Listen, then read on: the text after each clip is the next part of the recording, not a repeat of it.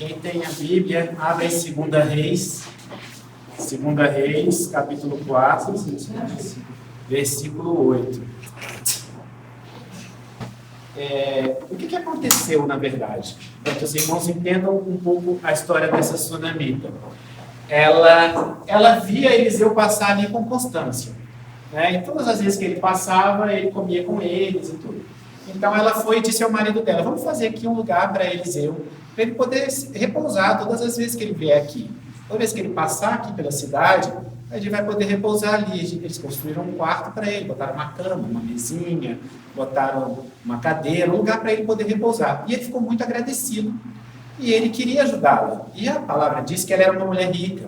E ele perguntou para ela o que ela precisava, e ela disse que não precisava de nada. Então ele perguntou para o servo que acompanhava ele, né, para o ajudante dele, o que eles podiam fazer por ela. E ele falou: ela não tem filhos. Ela não tem filhos e o marido dela já é velho. E aí foi então que ele falou: olha, daqui a um ano você estará aqui com seu filho no colo. E foi o que aconteceu. O Senhor deu o filho para ela e Eliseu continuava se hospedando lá, até que o filho, já rapazinho, o filho dela vai e morre. E o que ela faz, então? Sabe? Ela põe o filho dela no quarto e ela pega um jumentinho e vai até onde está Eliseu.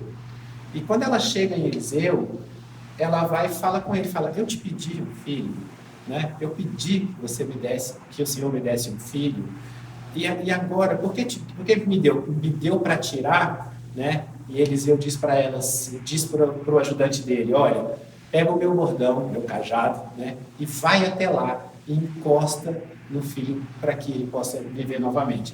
E ela vira para ele e fala assim: se você não for comigo, eu não vou. Né? Então ela vai junto com Eliseu, o ajudante dele chega na frente, ele faz o que Eliseu mandou e o rapaz não revive, não ressuscita. Até o momento em que Eliseu chega lá e Eliseu ressuscita o garoto. Né? Então, o que acontece resumidamente é isso, os irmãos lerem depois. E eu queria falar um pouco com os irmãos hoje sobre o ponto de vista de cada um deles. Então, o que a gente pode aprender com eles, sabe? E a primeira coisa que chama a minha atenção é o fato de que Eliseu pôde mostrar para as pessoas que era um homem de Deus só pela sua atitude, pelo seu passar, pelo comer. Ele realmente era luz para o mundo, onde ele caminhava, as pessoas viam que ele era um homem de Deus. Ele passava por lá e as pessoas viam que ele era um homem de Deus, ou seja, ele dava testemunho de ser um homem de Deus, coisa que às vezes muita gente que está na igreja não faz, mas ele era um homem muito usado por Deus, ele era um profeta de Deus, e ele dava esse testemunho, onde ele passava, as pessoas percebiam que ele era um homem de Deus, sabe? E isso é uma coisa que cada um de nós devia procurar sempre fazer, né? Onde quer que a gente esteja, a gente possa dar esse testemunho. As pessoas que convivem com cada um de nós, as pessoas que nos veem, as pessoas que vêm por onde a gente passa, elas poderem perceber que nós somos sim pessoas de Deus, que nós somos pessoas usadas por Deus, sabe? Isso é muito importante, porque o que acontece é que o exemplo dele, o agir dele, ia mudando as pessoas ao redor. Às vezes você não é uma pessoa que prega, você não é uma pessoa que louva, você não é uma pessoa que recebe os outros na porta da igreja, você não é uma pessoa que está indo fazer a obra social da igreja, mas o seu agir transforma as pessoas ao seu redor, sabe? E isso é muito importante. E o que aconteceu com aquela mulher? Ela esperou para conhecer Eliseu. Eu estou dizendo que Eliseu dá o exemplo dele, à medida que ele ia convivendo com as pessoas percebiam que ele era um homem de Deus. Aquela mulher não viu Eliseu passando uma primeira vez e ele falou palavras bonitas e ela pensou: meu Deus, como esse é um homem de Deus, sabe? E por que eu estou falando isso? Porque hoje tem um monte de falso profeta, falso pastor, falso um monte de coisa por aí que engana o povo de Deus, sabe? E ela esperou conhecer, ela conviveu com ele algumas vezes, até ela entender que ele era um homem de Deus. Às vezes a gente não tem essa paciência, às vezes você conhece uma pessoa 2, 3 meses e você confia naquela pessoa, coisas que você não confiaria, sabe? Porque aquela pessoa fala bem, porque aquela pessoa é boa de lábio, porque aquela pessoa se veste bem, porque a pessoa tem uma boa aparência, ou sei lá o que, sabe? Ela esperou conhecer. E no momento em que ela percebeu que ele era um homem de Deus, ela pensou: eu preciso ajudar esse homem de Deus. Ou seja, ela teve o cuidado de ajudar na obra do Senhor, ajudar as pessoas que fazem a obra do Senhor. E perceba que a palavra fala que ela era uma mulher rica e que ela era bem posicionada ali naquele lugar, mas ela era uma mulher casada. Irmão, depois que você casa, nunca mais na sua vida você vai tomar uma decisão sozinho. Nunca mais, não existe mais, tá? Não existe mais essa coisa. Não existe aquela coisa do homem chegar dentro de casa e falar, resolvi fazer tal coisa e vai ser assim. Ou da mulher chegar em casa e falar, vai ser de tal forma, sabe? Quando a gente fala que o homem é o cabeça do casal, ele não é uma pessoa que oprime a esposa dele, tá? E quando a gente está falando sobre uma mulher que edifica a casa, ela também não é uma mulher que faz as coisas sem falar com o marido. Ela foi conversar com o marido dela e falou, ele é um homem de Deus que passa por aqui, que conversa conosco, e eu acho que seria bom a gente construir um lugar para ele ficar. E os dois fizeram juntos. Eles construíram um lugar juntos para o homem de Deus poder repousar. Foi isso que aconteceu ali. Ela não foi fazer nada sozinha.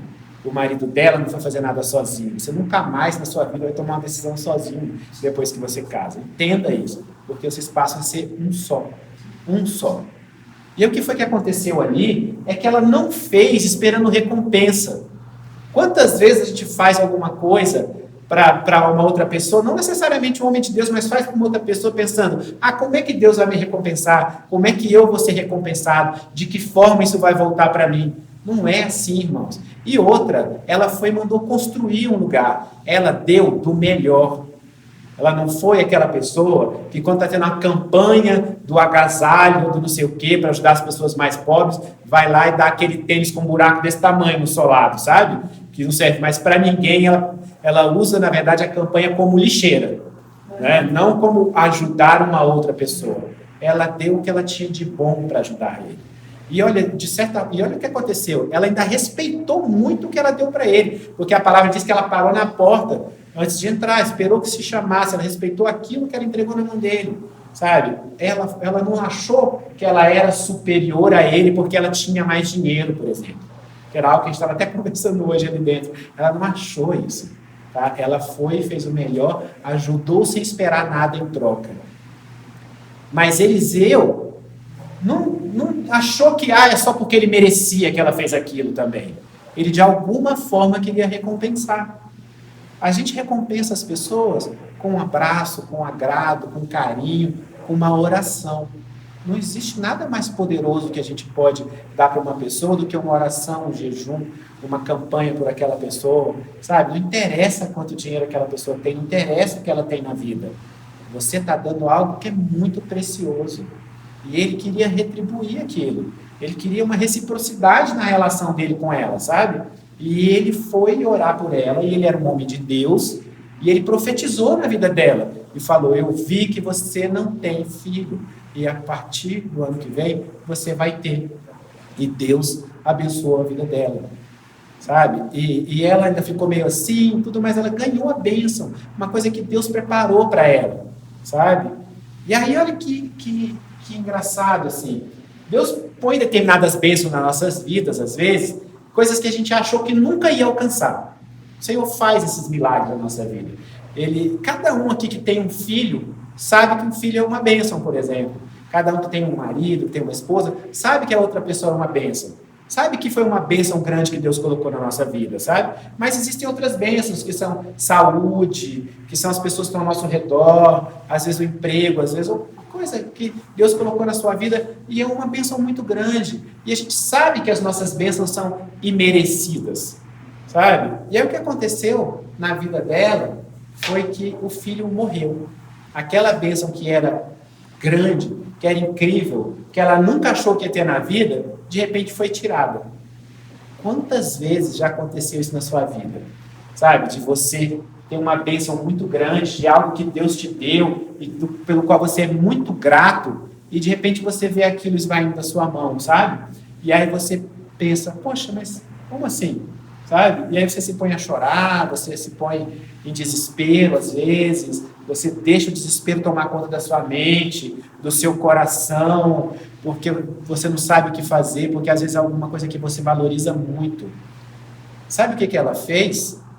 Ela carregou o filho dela, botou no quarto, pegou um jumento e andou 50 quilômetros no jumento. E ela foi atrás de Eliseu, no Monte Carmelo. Sabe o que significa ir no Monte Carmelo? É ir a Deus, porque foi ali que Deus fez coisas. Sabe? Ela foi ao encontro do Senhor. Ela não ficou desesperada. A palavra não diz que ela vestiu panos de saco, e que ela arrancou as vestes, e que ela fez isso, que ela fez aquilo, que ela se pôs a chorar. Não, aquela mulher foi ao encontro de Deus e do servo de Deus. Foi isso que ela fez. E ela fez um esforço para ir atrás disso. Quantas vezes o Senhor só quer que a gente dê um passo de fé? Que a gente vá atrás de determinada coisa. Que a gente se ponha na direção de buscar a nossa bênção, de buscar a nossa vitória, de não deixar que aquilo seja tirado de nós. Muitas vezes o Senhor só espera que a gente tome essa posição. E olha que eu não estou falando de ressuscitar ninguém, mas foi isso que ela foi atrás. Ela foi atrás de alguém ser ressuscitado, sabe? E às vezes, sabe por que eu acho que Deus me colocou para falar isso hoje? Porque tem bênçãos que estão na nossa vida, que às vezes elas estão há tanto tempo na nossa vida, que a gente não lembra nem que foi Deus que deu. E a gente vê aquelas coisas sendo tiradas de certa forma, e a gente não se dá conta de que aquilo que Deus deu foi Deus que deu. Ele precisa da sua fé, ele precisa do seu agir, ele precisa que você entenda que é Ele que é capaz de fazer aquilo. E aí ela foi atrás. Eu nunca andei de jumento, mas deve ser cansativo andar 50 quilômetros de jumento, sabe? Não deve ser nada fácil, não. Ela não saiu chorando, né? Desesperada, né? Ela andou 50 quilômetros de jumento até subir aquele monte, sabe? E atrás de Eliseu. E sabe o que aconteceu? Quando ela chegou lá, o rapaz que acompanhava Eliseu foi o primeiro a ir atrás dela e perguntou: o que foi que aconteceu? E ela falou: nada, tá tudo bem. E ela deixou para ir contar para Eliseu. Isso é interessante também, sabe? Porque às vezes a gente sai contando nossos problemas para todo mundo. Para todo mundo que está ao nosso redor, a gente sai contando tudo que está acontecendo. A pessoa nem pergunta, a gente já fala o que é. Sabe? A gente pega um elevador para a pessoa e a gente conta: tá tudo tão difícil. Tá, sabe? Acontece isso na minha vida, né? Eu falo isso, que as pessoas me contam os problemas delas, e eu nem perguntei nada, e as pessoas falam, mas por acaso eu sou um homem de Deus, mas não necessariamente a pessoa podia estar contando. Às vezes as pessoas não sabem nem quem eu sou, sabe? E ela esperou para contar para Eliseu. E aí diz que quando ela chegou em Eliseu, aí ela se jogou aos pés dele e falou que o filho dela tinha sido levado. Foi aí que ela falou, sabe? E Eliseu mandou o rapaz adiante. Sabe o que faltou para aquele rapaz? Fé de que ele podia fazer a obra de Deus. Faltou ele estar nos caminhos de Deus. Porque não adianta só a gente achar que vai chegar e fazer. A gente tem que estar nos caminhos de Deus. Você tem que se permitir ser um vaso de Deus, ser usado por Deus. E ele não conseguiu. E ela teve ainda mais fé e persistência que ela falou: não sai daqui sem você. Você vai comigo, sabe? E foi aí que ele foi e chegou lá e fez o impossível. Quantas vezes a gente lê na Bíblia Deus fazendo o impossível? Quantas vezes, sabe? O impossível da pessoa, de Ana, não poder ter um filho e ter um filho, sabe? O impossível das pessoas serem ressuscitadas, das pessoas voltarem a enxergar, o impossível de tantas coisas, sabe? Que é uma coisa mais impossível, além do que ressuscitar, de você gritar e uma muralha cair, de você, sabe? São coisas tão inacreditáveis que Deus faz na Bíblia, e a gente sabe que faz na vida de cada um de nós aqui. A gente sabe disso. Só que às vezes você precisa dar esse passo de fé, você precisa ir atrás, e você precisa lembrar que o seu Deus é o Deus do impossível. Porque a Tati pregou isso aqui um dia, falando sobre a batalha da mente que a gente passa. E essa batalha ela é diária. Todos os dias a gente passa uma batalha na nossa mente. Todos os dias a gente pode escolher acreditar que Deus está agindo e dando a vitória e que Deus vai fazer o impossível, ou acreditar que Deus não vai fazer. A gente tem essa opção todos os dias, em todos os momentos, sabe? Todos os momentos. Todos os dias Deus está fazendo coisas maravilhosas. Gente, semana passada, uma pessoa deu 2 tiros e não saiu nenhuma bala. Sabe? Você quer coisa mais incrível do que isso? Não era para a pastora Mônica estar aqui com a gente. Mas Deus avisou antes e falou: eis que eu te tiro de uma cova. E o rapaz e o bandido chegou, botou a arma na cabeça dela, deu 2 tiros e não saiu nenhuma bala. É esse Deus que a gente está falando, sabe? É isso que a gente está falando. A gente está falando de um Deus que faz coisas que a gente não imagina. E você não tem que dar a solução para ele. Você não tem que saber como é que as coisas vão acontecer. Você tem que acreditar nele. Você tem que estar nos caminhos dele, estar pronto para receber a vitória de Deus. E se colocar na presença dele e falar: Senhor, foi o Senhor que me deu. Por que está acontecendo isso? Está faltando fé? Está faltando o quê? O que é essa batalha na mente que vocês estão enfrentando? O que é isso? Sabe, na hora que a gente estava louvando aqui hoje, e eu comecei a louvar ali no canto, e de repente eu fechei os olhos, e eu comecei a falar em línguas, e o Senhor começou a falar comigo, e falar assim: filho, eu estou cuidando de cada pessoa nessa igreja, de cada pessoa nessa igreja, e o Senhor estava mostrando para mim que não tem nenhuma pessoa nessa igreja, hoje, que não está enfrentando uma batalha difícil. O Senhor estava mostrando isso para mim, sabe? Que não tem nenhuma pessoa aqui que não está enfrentando uma batalha difícil. E Ele estava mostrando para mim que Ele está cuidando, e que Ele está agindo, e que ainda que pareça que você perdeu a batalha porque morreu, não morreu. Não morreu. A batalha não acabou. Não acabou, porque Deus não disse que acabou. Só acaba quando Ele disse que acabou. Sabe? Não interessa qual é a batalha que você está vivendo. Às vezes, tem coisas que parecem derrotas na nossa vida e elas não são. Elas são uma pausa. Elas são um momento para a gente poder mostrar a nossa fé. Elas são um momento para a gente poder fazer esse esforço, sabe? De caminhar 50 quilômetros no burro e atrás de uma vitória que, por os olhos do homem, é impossível. Às vezes, Deus nem está pedindo isso da gente, está pedindo coisas muito mais simples. Ele está pedindo passos de fé que são muito mais simplórios do que o que ela fez, sabe? Mas Ele tocou no meu coração. Eu chego a me arrepio de lembrar dele falando que Ele está cuidando de cada um de nós. Para de achar que o que está acontecendo na sua vida é uma derrota, porque não é. Porque o Senhor disse que não é.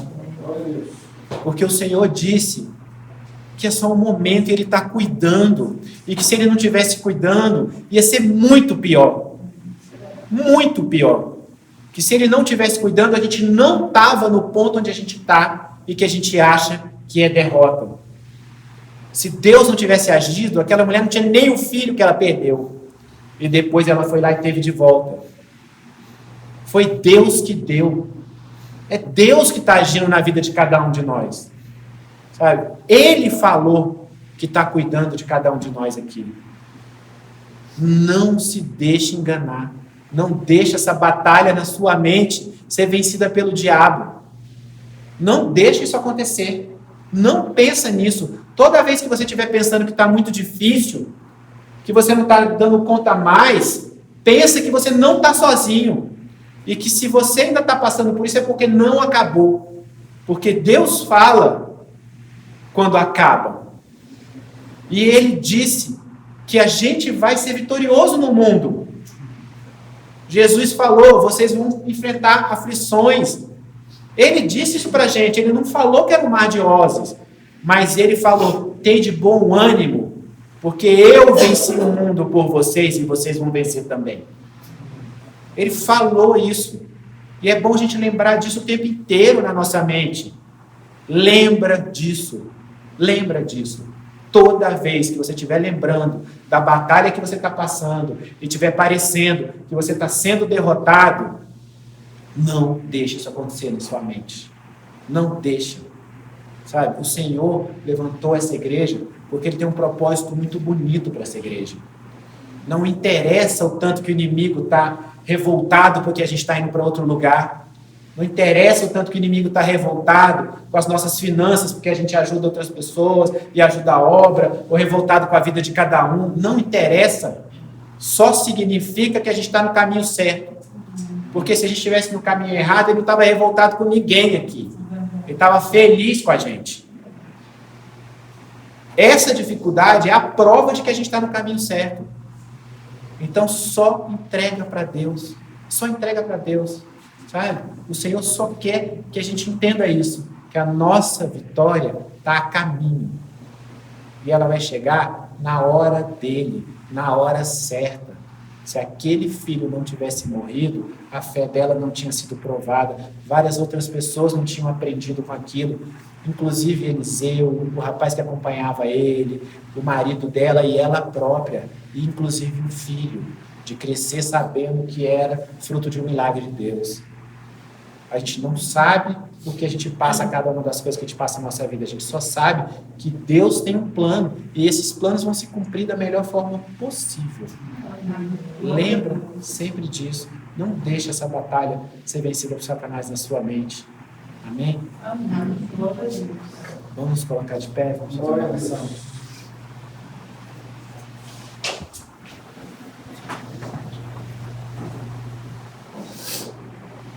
Senhor, meu Deus, Pai querido e amado, Pai, eu quero te agradecer muito por essa palavra de hoje, Senhor.